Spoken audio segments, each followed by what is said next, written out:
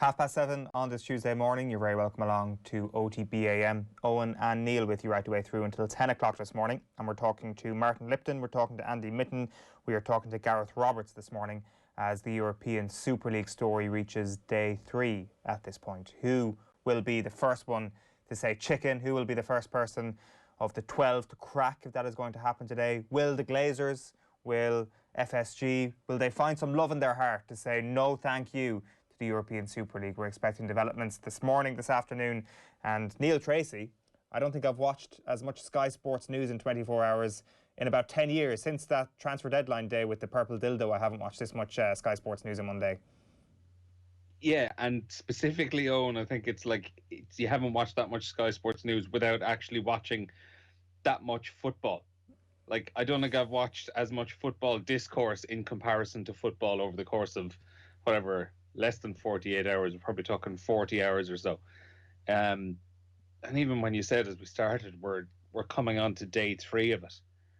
Feels like this has been going on like 2 weeks already. Like the sheer volume of information that has come out, the passion in the arguments that are being made, and God, like I actually felt yesterday evening. I was like yourselves, Owen, I was working early in the morning and late on in the afternoon. I found like every 10 minutes I was checking back in to see, right, what is the latest? Because you were getting to a stage where there were so many different exclusives coming out. The Mail would have their own story about these teams might be banned by this Friday. Some other outlet might have a story saying, well, they've been speaking to someone from UEFA who has said this. Another person has spoken to someone from the Premier League. It was so hard to actually keep track of what everybody was saying and what messages were coming out there that I actually decided at one point yesterday afternoon, I was like, right, I'm ditching Super League for like the next 3 or 4 hours. I'll return to it at about 7:30 before the Liverpool Leeds match and just do like a catch up, because the information was changing so much. What you heard at 3:30 was completely out of date by 5 p.m. It felt like, with the various things that were coming in. So I actually thought that was a good way of doing it. Parked it for a little while, watched a little bit of snooker. All right. Went out, did the groceries, had my walk, experienced the real world, and then came back and actually just got up to speed with what was happening. But yeah, what a crazy day. And as we mentioned as well in our pre-show chat over the phone, the fact that Jose Mourinho's sacking, they finally got round to it on Monday Night Football last night at like 10:45. Like on any other day in the sporting world, Jose Mourinho being sacked from any job is pretty much the biggest story in the sporting world. And it was a genuine afterthought. Like, that just summed up. Talk about unprecedented times over the last year. Yesterday was an unprecedented day of football discourse.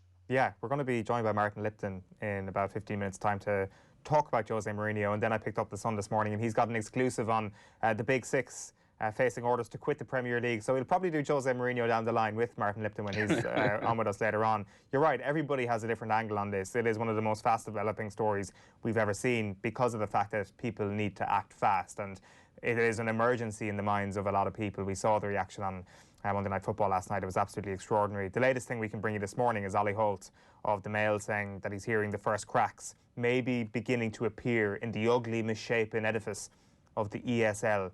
Told 2 English clubs are close to losing their nerve. So is this the game of chicken finally starting to wind up a little bit? We'll have to see. Who would you have your money on, Neil, as the person who is losing their nerve in this misshapen edifice of the ESL?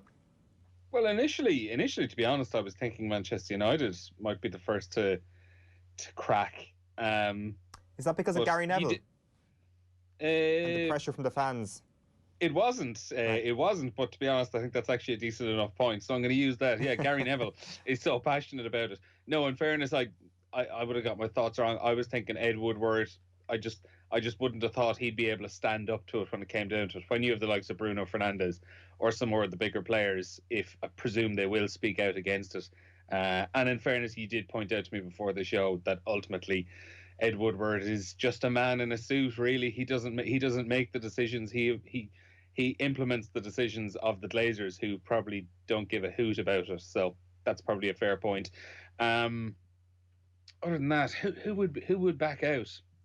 I did find a very good point from Gary Neville actually last night of Man City's involvement, of like ultimately like what are they in this for? Are they just in it because everyone else is in it? Because he kind of made the point that like they don't like they're not in this game to make money. They're not in football to become wealthy. They're in it basically to just cleanse their image. To it's sports washing, as we've discussed many times before.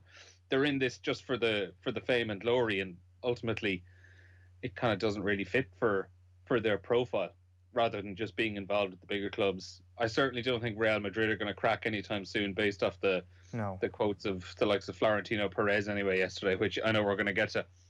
Yeah, well, Perez last night did an interview which was as explosive as you might expect. He said the decision was taken in part because young people are no longer interested in the game. That has actually been a conversation that's happened quite a bit over the last few years. Are young people watching full 90-minute matches?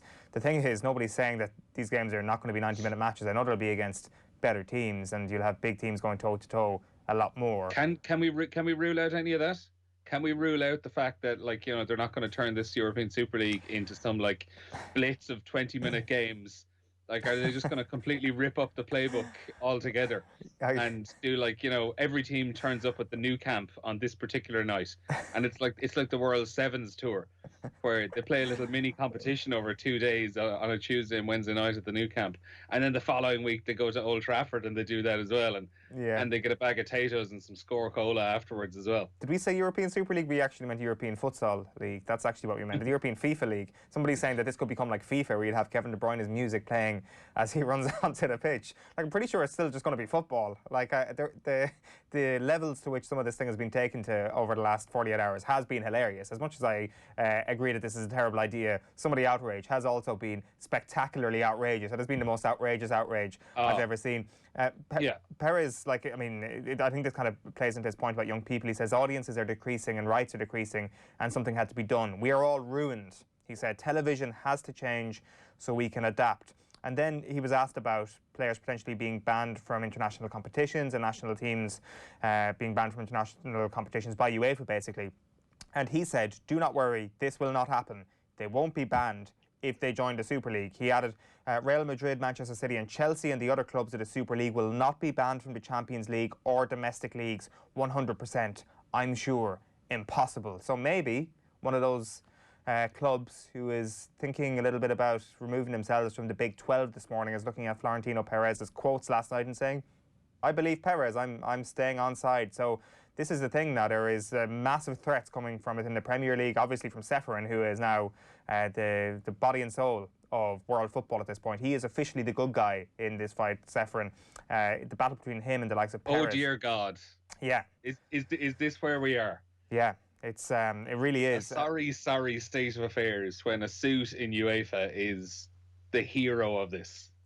And like, I think he's probably like made himself even more of a hero after describing Ed Woodward as a snake. I think that was just extraordinary. His press conference yesterday was incredible. His relationship between Andrea Agnelli, just an incredible breakdown in a friendship. Like the whole Godfather thing is incredible, really. That, like, did Agnelli play Ceferin all those years ago when he got him to become godfather to his daughter? Was he thinking, I'm going to stab this guy in the back, this will be a way of lulling him into a false sense of security? There is a deep dive documentary in the relationship between Ceferin and Agnelli when this is all done. And then Ed Woodward is just, he's clearly just a man who will blow whatever way he's being told to blow, because, as you say, rightly, you can't really trust him to be the person who cracks this morning, because he will answer only to Joel Glazer. Regardless of him showing up at a UEFA meeting last Friday, he will answer to Joel Glazer and he will do whatever he says. And like, this is my real concern for this, that people think that there might be a massive U-turn coming. Like, I don't think that. You look at the track record of Manchester United and those that own them over the last couple of years, they've commented publicly very little, and like rarely if ever, actually, to be honest, when it comes to big issues. So why would they start coming out now to comment, and then by extension why would they come out and actually do a U-turn on all this? I'm not sure they will. So it's probably going to be up to the likes of Daniel Levy to actually find the soul of football in all this, which maybe is a futile exercise in itself. We should go through a bit of what happened last night, because there was fresh audio from Monday Night Football, from those that were actually involved in the game. And we're going to start here with Patrick Bamford. He was speaking after the game and basically hit the nail on the head. We've just seen pretty much what everyone else has seen on Twitter and stuff, and it's amazing, just like the things that they're talking about. I can't quite comprehend. I mean, it's amazing the amount of uproar as well that comes into the game when somebody's pockets are being hurt. So it's a shame it's not like that with all the things that go wrong at the minute, with racism and stuff like that. But it's just how it is at the minute. Good point. At times like this, is it a real distraction to players, something like this? I don't think so. I think it's something that we talk about, but once you get on the pitch, you're not thinking about what's going on outside the ground and things like that. It's just we're like fans really, and everyone else just can't believe it and talking about it, don't know what's going to happen, and in shock. Yeah, he's right. It's amazing what happens when the pockets of people are actually being impacted. Now, if you didn't stay up for the hour after the match last night, it was dominated by Jurgen Klopp. He had a cut at Gary Neville in his post-match interview, and afterwards Jamie Carragher sent a warning to the owners that this better not lead to Klopp leaving Anfield. If that man left Liverpool or had a fallout with the owners over this, Liverpool support would have those owners out within a week. I'm convinced of it. They would rip that stadium down. That man is the most powerful man at Liverpool Football Club. Don't anyone from outside think, because Liverpool haven't had the greatest season, they've had problems here, Klopp's had a few spiky interviews all season, people are questioning him. Do not think for 1 minute that there's one Liverpool supporter anywhere that doesn't want him to manage Liverpool for the next 3 or 4 years. They do. And then here is Jurgen Klopp a little bit later on speaking about his own future.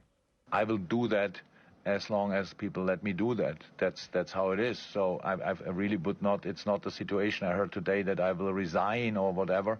So that if the times get even tougher, whatever, that makes me more. that makes me more sticky that I stay here. So it's just like that. I feel responsible for the team. I feel responsible for the club, and I feel responsible for the relationship we have with our fans. And that's why it's a very tough time, I'm sure. But I will try to help to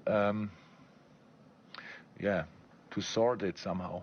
Yeah, I think a lot of us actually expected Jurgen Klopp to go no comment and to go down the Thomas Tuchel line of responses yesterday, because it's really hard to speak up on something when you know your employers are probably listening. So fair play to him for taking a line on it. Not an overly strong line, but a line on it, because that's difficult. That's really tough to be in his position and actually just say something on the matter that isn't completely wishy-washy a la Tuchel yesterday. And I can't really blame Tuchel either, because he knows who his bosses are. But fair play to Jurgen Klopp, fair play to James Milner.